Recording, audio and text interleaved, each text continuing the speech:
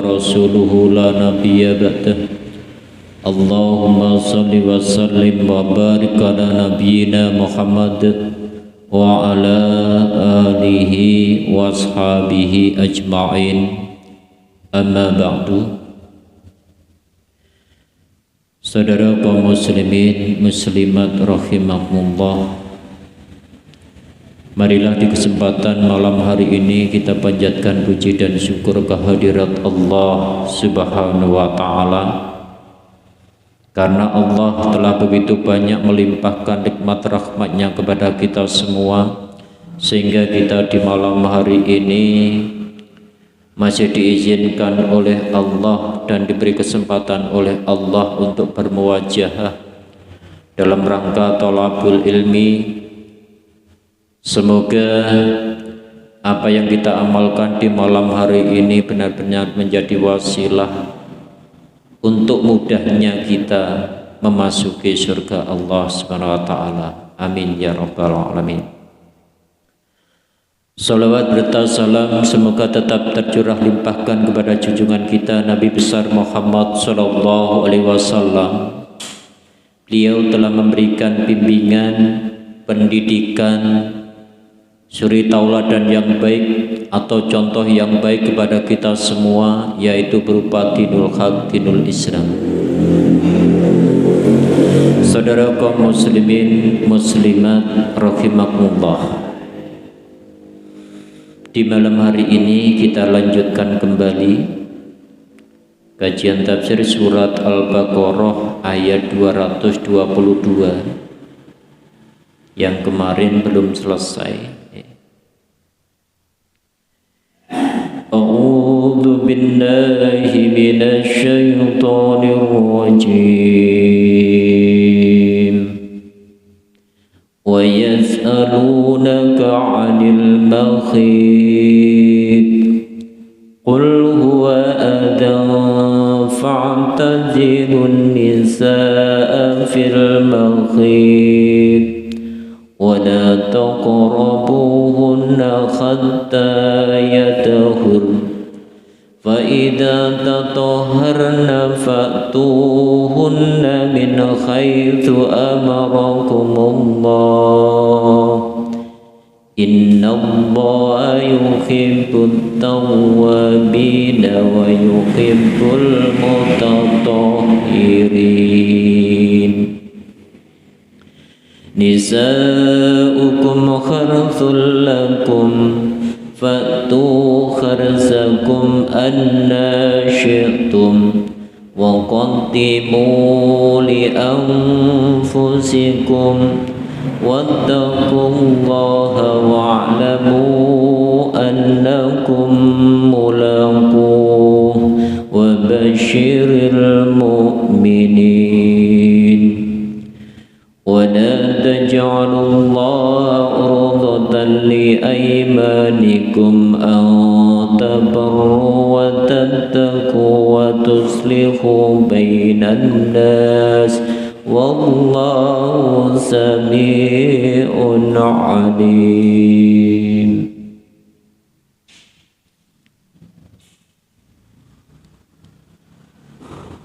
Wa yas'alunaka, dan mereka bertanya kepadamu. Ini kembali kepada Nabi Muhammad. Anil makhid, tentang haid atau menstruasi. Kul, katakanlah wahai Nabi, wahai Muhammad, huwa iya, yaitu haid atau menstruasi, aldan, kotoran. Adan itu kotoran. Fa'tazilu, maka hendaklah kamu menjauhkan diri, an-nisaa, wanita-wanita, maksudnya ini adalah yaitu istri, fil makhid, di dalam waktu haid atau menstruasi. Nah, sedikit saya ulang kembali ya. Jadi ayat ini turun berkenaan dengan orang-orang Yahudi yang punya kebiasaan jikalau istrinya ini sedang menstruasi atau haid, maka orang Yahudi ini tidak mau mendekat, tidak mau makan bersama, bahkan tidak mau serumah bersama. Akhirnya maka sahabat ketika tahu demikian, sahabat bertanya kepada Nabi tentang perbuatan orang-orang Yahudi itu. Maka turunlah ayat ini. Jadi haid atau menstruasi itu adalah kotoran. Jadi ovum atau telur yang tidak dibuai maka itu akan yaitu keluar. Kalau sudah dalam keadaan menstruasi atau haid, fa'tazilun nisaa fil mahid, maka jauhilah istri-istrimu itu. Tapi yang dimaksud di sini dijauhi itu bukan kok ketika makan ataupun yang lain. Nah, kembali kepada hadis yang diriwayatkan oleh Imam Ahmad insyaallah. Kata Nabi, isna'u kulla syai'in illa nikah.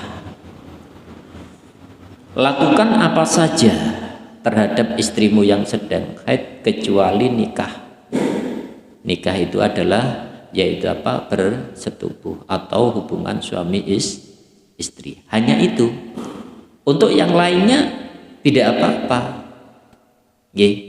Yang dilarang hanyalah yaitu nikah. Dalam arti yaitu hubungan suami istri. Nah, pengertian orang-orang Yahudi tidak demikian. Yang namanya menjauhi ya dijauhi. Tidak mau makan bersama, tidak mau tidur bersama, dan bahkan harus diisolasikan atau disendirikan di rumah lain. Tidak menjadi satu. Itu pemahaman orang Yahudi. Oleh karena itu sangat berbeda ketika Al-Quran turun. Ternyata yang dilarang atau diperintahkan untuk menjauhi adalah hanya hubungan suami istri. Wala dan jangan takrobuna, kamu mendekati mereka hatta yadahur, nah sehingga mereka suci. Artinya mendekat ini ya sama tadi yang dimaksud adalah yaitu hubungan suami istri. Nah, sampai benar-benar dia suci, dan para ulama sepakat bahwa suci itu boleh artinya hubungan suami istri setelah dia mandi. Karena ada pendapat dari salah satu imam bahwa meskipun belum mandi, yang penting darah menstruasi sudah habis, itu menunjukkan suci. Ada yang memperbolehkan. Tapi kesepakatan para ulama yang paling kuat adalah yang dimaksud suci itu adalah ketika darah menstruasinya sudah habis, artinya tidak ada bekas. Karena begini, jadi para wanita harus ngerti, ketika akhir daripada menstruasi itu kalau bisa menggunakan kapas, menggunakan kapas. Setelah itu, ini dari Aisyah, ini ada hadisnya ini. Karena dulu pernah ada seorang wanita datang kepada Nabi, setelah itu Nabi menyuruh Siti Aisyah bagaimana akhir dari yaitu apa? Menstruasi itu. Setelah itu Siti Aisyah mengambil kapas, setelah itu artinya dimasukkan agak ke dalam. Kalau memang kapas itu bersih, tidak ada kotoran coklat ataupun yang lain, berarti itu tanda bahwa sudah suci. Tapi kalau masih ada bekas misalnya kecoklat-coklatan dan lain sebagainya, itu berarti bertanda belum suci. Itu jadi bukan hanya dilihat ketika sudah nggak mengalir berarti sudah itu harus dimasukkan ke dalam biar tahu apakah darah menstruasi ini sudah akhir atau belum. Tapi punya kebiasaan, para wanita punya kebiasaan berapa biasanya, yaitu hari menstruasi setiap harinya. Dan yang pertama yang menjadi patokan karena sekarang banyak yang tidak sesuai, karena yaitu kadang-kadang pengaruh KB dan lain sebagainya lah itu. Jadi kesepakatan para ulama, jadi dilarang mendekati wanita sampai suci, sampai yaitu suci dari menstruasi, itu adalah boleh dikumpuli yaitu setelah yaitu mandi besar, mandi besar baru setelah itu Nah ini ada faidah, dan apabila harna mereka telah suci, faktuhunna maka datangilah min haitsu, sebagaimana amarakum memerintahkan kamu Allah. Kalau sudah suci faktuhunna maka datangilah. Maka ada ulama yang berpendapat setelah suci, artinya setelah menstruasi, setelah itu suci, ada yang mewajibkan harus hubungan suami istri, karena melihat dari lahirnya, secara lahir makna ayat ini faktuhunna min haitsu amarakumullah. Karena ini ada setelah larangan baru ada yaitu perintah, maka melihat oleh karena itu para ulama insya Allah yaitu bahwa itu tidak diwajibkan, artinya mubah, boleh, yaitu boleh untuk berkumpul dan boleh tidak. Itu min haitsu amarakumullah, sebagaimana yang diperintahkan oleh Allah. Nah, di sini yang dimaksud yang diperintahkan oleh Allah itu adalah yaitu artinya ketika mendatangi wanita atau istrinya itu adalah pertama yaitu sudah dalam keadaan suci. Yang kedua, bahwa yang didatangi itu perintah Allah, itu yang dimaksud yang disetubui itu adalah yaitu kemaluan. Jadi bukan yang lain, karena ada yang itu melalui dubur dan lain sebagainya. Nah, itu yang dilarang oleh Allah. Jadi yang diperintahkan oleh Allah adalah hubungan suami istri yang memang tempatnya itu diperintahkan oleh Allah, bukan yang lain. Karena zaman sekarang itu banyak terutama orang-orang yang tidak mengenal agama, yang tidak mengenal agama. Jadi untuk memuaskan biologisnya kadang-kadang tidak melalui yang diperintahkan oleh Allah. Artinya bukan pada kemaluan, tapi ada yang melalui dubur. Atau bahkan sekarang menggunakan alat. Hati-hati, itu sama. Itu zina. Bahkan orang sekarang itu menawarkan alat semacam itu seakan-akan tidak berdosa. Baik itu untuk laki-laki ataupun perempuan. Jenengan bisa lihat di YouTube itu, bahkan yang menawarkan itu pakai kerudung, pakai jilbab, menawarkan alat, jangan pakai alat, menggunakan tangan, itu saja diharamkan oleh Allah. Bahkan nanti pada hari kiamat orang tersebut tidak akan pernah dilihat oleh Allah. Kata Nabi, siapa yang nikah dengan tangannya, yang dimaksud adalah mungkin bahasa onani, maka pada hari kiamat kelak tidak akan pernah dilihat oleh Allah. Atau laki-laki mendatangi laki-laki, berarti ini salah satu yaitu umatnya Nabi Lut. Nah sekarang kan digencar-gencarkan, bahkan itu punya kumpulan. Sekarang ada satu negara yang melegalkan nikah laki-laki dengan laki-laki. Saya melihat kalau itu sudah melampaui batas, maka negaranya akan dibalik oleh Allah, sebagaimana yaitu kaumnya Nabi Lut. Kalau tidak percaya, silakan dilihat. Kalau satu negara nanti melegalkan misalnya wanita dengan wanita, laki-laki dengan wanita, laki-laki dilegalkan, disahkan oleh hukum untuk bisa nikah, maka insya Allah Allah akan membalik negaranya dan diazab oleh Allah sebagaimana kaum Nabi Lut. Dan sekarang napa nggih? Viral nggih. Jadi laki-laki dengan laki-laki, perempuan dengan perempuan. Nah, tadi mencari jalan selain yang diperintahkan oleh Allah. Innallaha, sesungguhnya Allah, yuhibbu, dia menyukai, dia mencintai at-tawwabina, orang-orang yang bertaubat.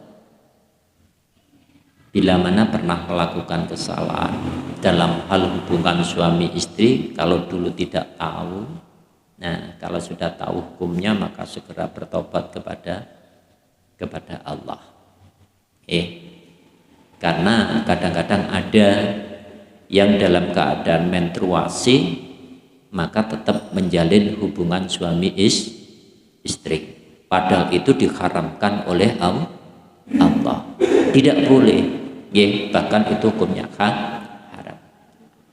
Wa yuhibbu, dan dia menyukai al-mutatahhirin, orang-orang yang mensucikan diri, suci lahir batin, terhindar dari perbuatan maksiat, bisa menjauhi larangan Allah, terus lagi yaitu berhubungan suami istri yang pada satu istri dalam keadaan suci. Allah sangat mengharamkan, Allah sangat membenci orang-orang yang hubungan suami istri ketika istrinya dalam keadaan tidak suci.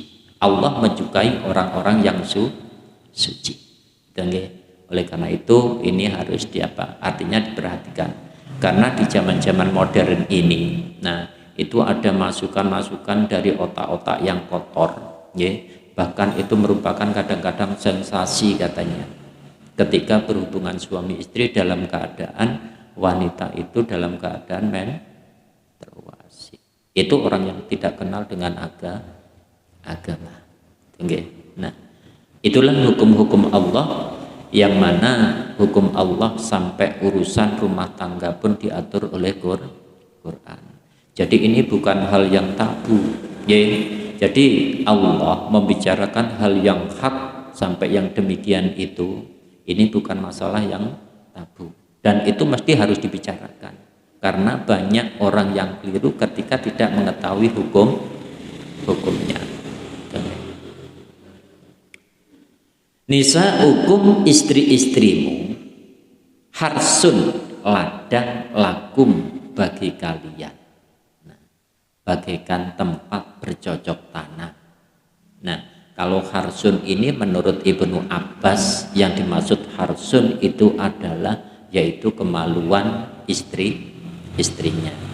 Jadi istrimu itu bagaikan tempat bercocok tanam. Ini digambarkan dalam Quran. Maka kata Allah, faktu, maka datangilah harsakum, ladangmu, anak kapan saja situm kamu kehendaki. Iku nggih. Jadi ini perintahnya digambarkan oleh Allah. Istrimu itu bagaikan, kalau mungkin jenengan bisa ngeten nggih, bagaikan ladang untuk bercocok tanam, Nah, untuk nggareknya terserah. Mau kayak apa terserah. Karena ayat ini turun, ini ada beberapa pendapat. Pertama, itu karena orang-orang Yahudi berkata bahwasannya orang yang berhubungan suami istri dari belakang nanti ketika punya keturunan matanya akan juling. Artinya juling kero. Ini pendapatnya orang Yahudi. Maka turun ayat ini. Yang kedua, Ini beberapa pendapat. Ayat ini turun berkenaan dengan Umar bin Khattab yang di pagi hari datang kepada Rasulullah, "Ya Rasulullah, rusak. Ada apa, Umar? Tadi malam saya membalik pelanaanku," artinya membalik istrinya. Jadi hubungan suami istri yaitu apa? Dari belakang.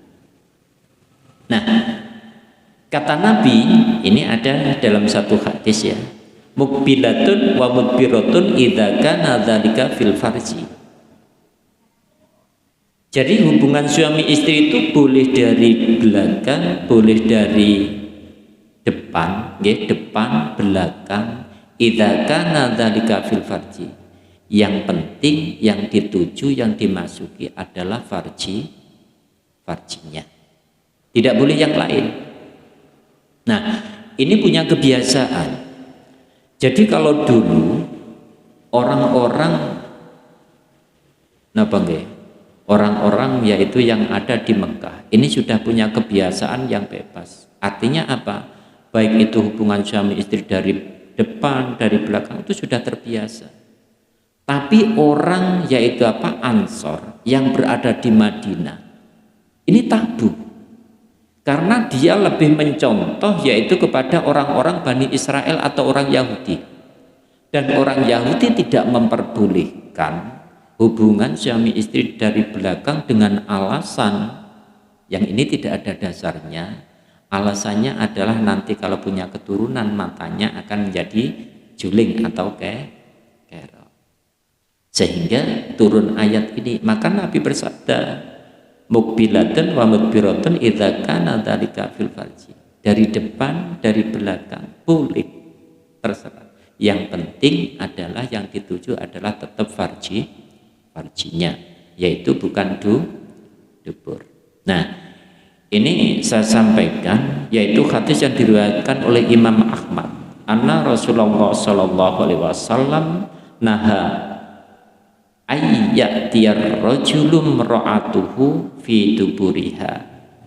Jadi sesungguhnya Rasulullah itu melarang orang laki-laki yang mendatangi istrinya fi duburiha, yaitu hubungan tapi yang dituju adalah duburnya atau anusnya.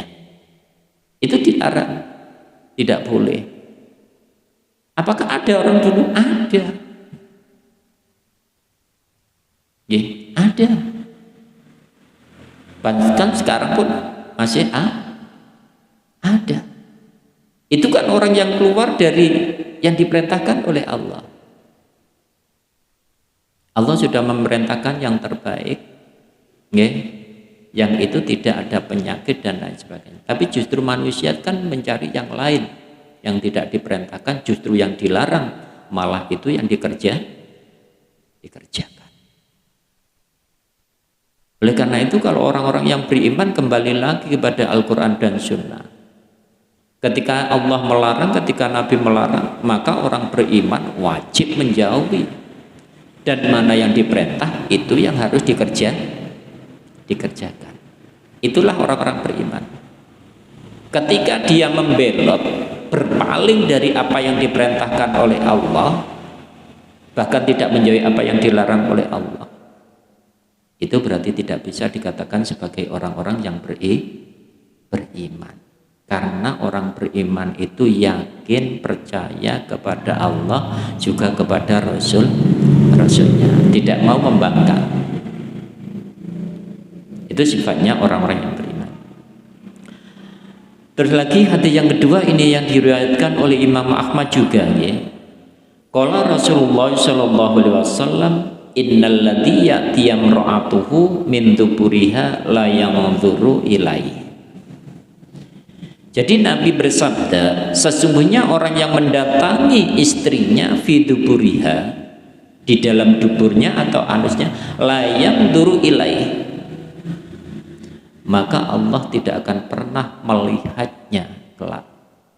Allah tidak akan pernah melihatnya. Melihat saja tidak mau.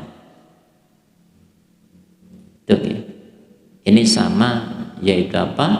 artinya azabnya sama dengan orang yang bersumpah palsu, tidak akan pernah dilihat oleh Allah. Terus hadis yang keempat, kalau Rasulullah SAW, mal'unun man atan ro'atan fi duburiha. Ini riwayat Imam Ahmad juga. Terlaknat orang yang mendatangi istrinya di duburnya. Tidak dilihat, terlaknat. Tunggu. Termasuk orang yang tidak akan pernah dilihat oleh Allah adalah laki-laki mendatangi laki-laki. Terus orang laki-laki yang nikah dengan tangannya, itu diantaranya. Terus orang yang menyetubuhi hewan, itu tidak pernah dilihat oleh Allah. Oleh karena itu kembali kepada perintah Allah, Allah memberikan yaitu apa? Artinya amalan, artinya ada pernikahan. Dan itu pun harus laki-laki dan perempuan. Tidak boleh laki-laki sama laki-laki atau perempuan sama perempuan. Tidak boleh. Karena itu berarti melanggar yaitu apa? Artinya hukum-hukum Allah. Jadi wanita itu bagaikan ladang dan itu bebas. Untuk bercocok tanam itu bebas, dari depan, dari belakang, terserah. Yang penting itu adalah yaitu tetap artinya farji yang dituju. Anasitum waqaddimu, dan kerjakanlah li anfusikum, untuk dirimu. Artinya yang dimaksud kerjakan apa yang diperintahkan oleh Allah sesuai dengan hukum-hukum Allah. Bahkan di situ ada yang berpendapat sebelum hubungan suami istri maka bacalah doa terlebih dahulu, bismillahi atau bismillahirrahmanirrahim, Allahumma jannibna syaitan wa jannibis syaitana ma razaqtana. Supaya apa?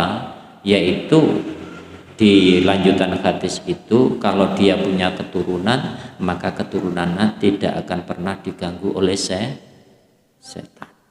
Jadi berdoa terlebih dahulu. Itu yang dimaksud ulama lain, waqaddimu li anfusikum, kerjakanlah yaitu kebaikan untukmu.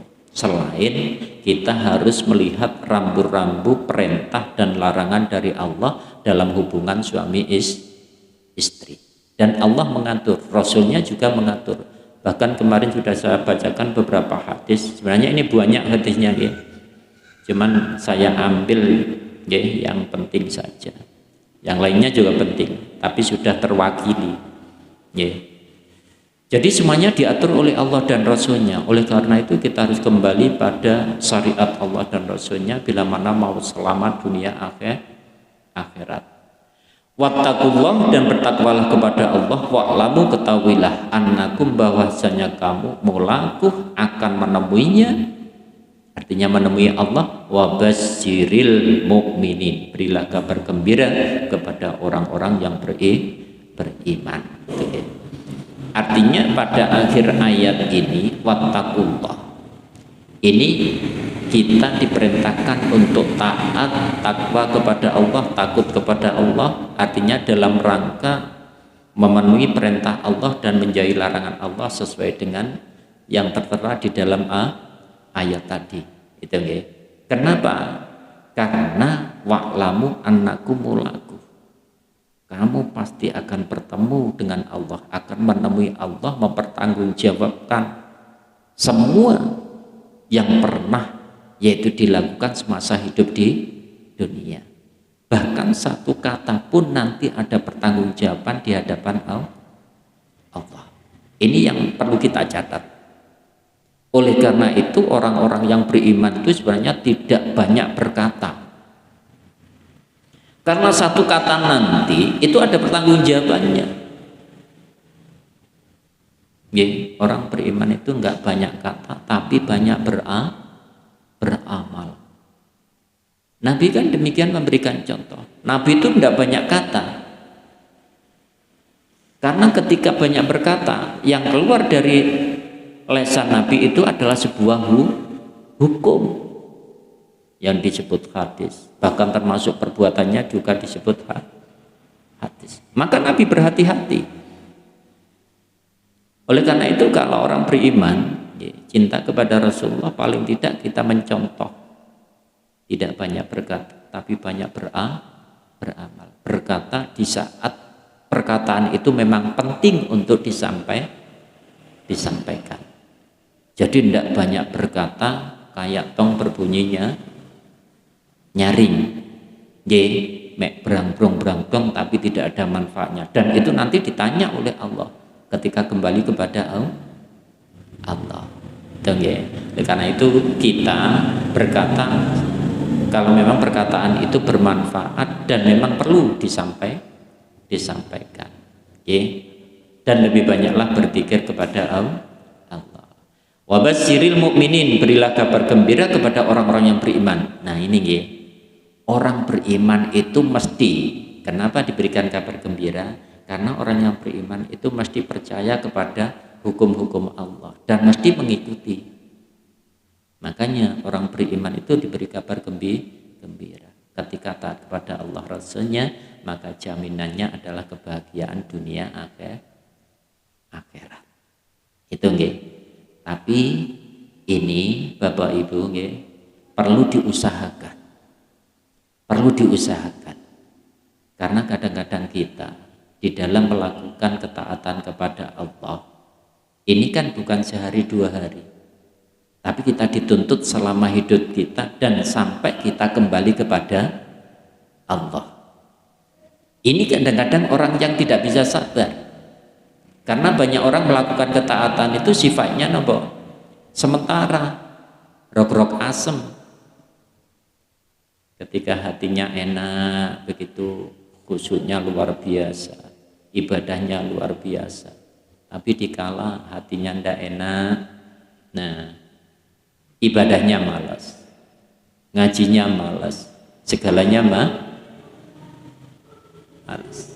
Padahal ketaatan itu dipentingkan sampai kita kembali kepada Allah. Sampai kita kembali kepada Allah. Sebenarnya tidak lama. Wong kita kembali kepada Allah di dunia ini ya paling lama 100 tahun. Paling lama. Kadang-kadang tidak ada 100 tahun sudah kembali kepada Allah. Dan kita tidak tahu kapan kita kembali kepada Allah. Yang terpenting adalah kita persiapkan setiap hari, dan kapan saja Allah memanggil kita harus siap. Kapan saja, tidak ada alasan tidak siap ketika dipanggil Allah. Dan itu, iman kita, amalan kita, itu yang harus kita sediakan. Kata Abu Bakar, sahabat Abu Bakar, orang meninggal itu ketika tidak punya amal bagaikan orang yang mengarungi lautan tidak menggunakan kapal.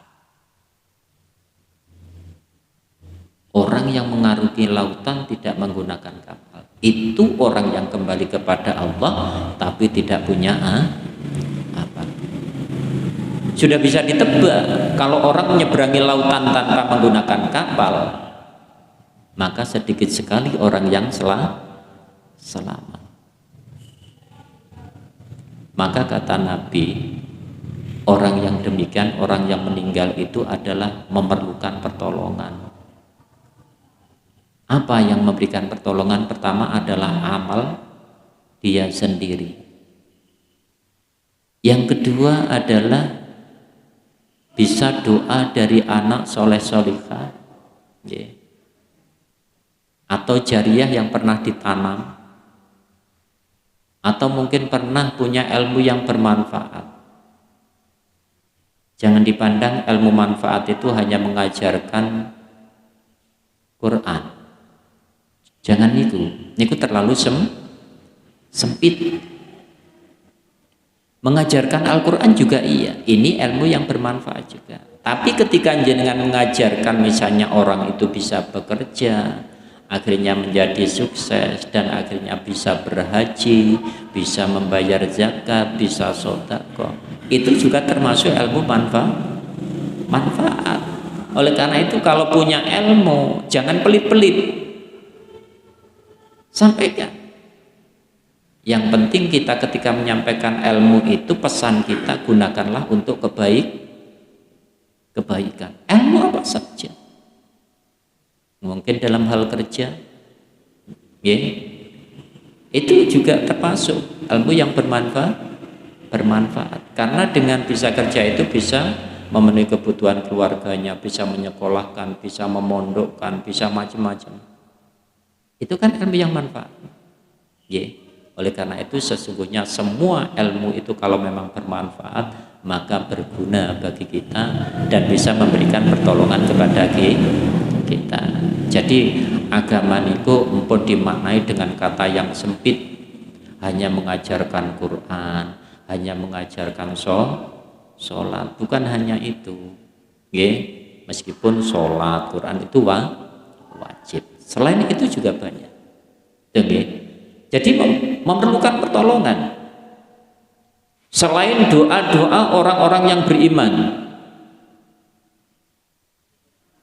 Makanya kalau punya saudara, kita sering ya, sehabis sholat mendoakan saudara-saudara kita, cuman kita biasanya ada yang secara umum, Allahumma gfir lil muslimina wal muslimat wal mu'minina wal mu'minat al ahya'i minhum wal anwar.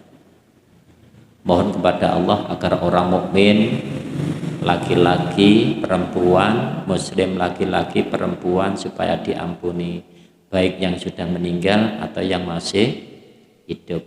Maka pahalanya sebanyak orang itu, orang mukmin atau orang muslim.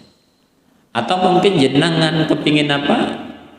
Menyebut namanya monggo. Ketika jenengan punya barangkali punya tetangga, punya saudara yang itu meninggal, kalau memang dia itu adalah orang mukmin, orang muslim, doakan, ya Allah ampuni si A, ya Allah ampuni si A. Kita memohonkan. Atau dengan bahasa Arab biasanya Allah maghfir lahu warhamhu wa'afihi wa'fu anhu. Kalau perempuan Allahumma maghfir laha warhamha wa'afiha wa'fu anha. Itu doa kita. Oleh karena itu sebenarnya orang mukmin, orang muslim itu tidak ada yang tidak pernah mendoakan. Dan di dalam mendoakan itu tidak harus kumpul-kumpul, tidak harus. Meskipun sendiri-sendiri setelah sholat tidak apa-apa. Itu oleh karena itu orang yang meninggal itu perlu pertolongan lah, yang bisa memberikan pertolongan adalah yaitu amalnya. Oleh karena itu di dalam amalan ini maka kita harus punya amalan yang bisa diandalkan kelak di akhirat. Jenengan mau pilih yang mana monggo. Kalau memang kepingin ahli puasa maka jenengan harus nekuni tentang puasa. Dan nanti ada yaitu surga, yaitu bagi orang-orang yang ahli puasa. Kalau memang jenengan kepinginnya amalan itu sholat tahajud, maka tekunilah sholat tahajud. Tidak pernah berhenti, istiqomah, senantiasa sholat tahajud. Kalau memang harta jenengan banyak, kepingin ahli sedekah, monggo ahli sedekah. Karena orang itu kayaknya nggak mungkin kalau semuanya dilakukan. Tapi ada kadang-kadang orang itu beberapa amalan, ahli puasa, ahli tahajud juga ada. Tapi paling tidak kita harus punya satu amalan yang bisa diandalkan kelak di akhirat. Atau ahli baca Quran, monggo, yang nanti Al-Quran itu akan memberikan syafaat kepada kita. Dia akan hadir ketika kita ada masalah di alam barzah. Dan Al-Quran akan memberikan syafaat pertolongan, akan menerangi alam barzahnya, sehingga alam barzah itu menjadi terang dan lain sebagainya. Itulah, oleh karena itu, wabasyiril mukminin, berilah kabar gembira kepada orang-orang yang beriman, yang senantiasa mentaati syariat-syariat Allah, taat kepada perintah Allah, menjauhi larangan Allah. Itu orang-orang yang beriman, maka pantas untuk mendapatkan kabar gembira, yaitu berupa surga dan seisinya. Oleh karena itu kita harus tetap bersabar di dalam ketaatan kepada Allah. Jangan pernah waleh, jangan pernah blenger, dan jangan pernah tergoda dengan godaan setan yang sangat artinya menggiurkan. Jadi kita sabar-sabarkan sampai kita kembali kepada Allah, membawa amalan, membawa iman, dan iman kita menjadi bukti di hadapan Allah bahwa kita adalah di saat di dunia beriman dan taat kepada Allah. Insya Allah kita akan menjadi orang yang selamat baik di dunia ataupun kelak di akhirat. Saya kira cukup niku yang bisa saya sampaikan. Semoga ada manfaatnya dan barokah di dunia wal akhirah. Marilah kita akhiri dengan bacaan alhamdulillah bersama-sama. Alhamdulillahirabbil alamin. Wassalamualaikum warahmatullahi wabarakatuh.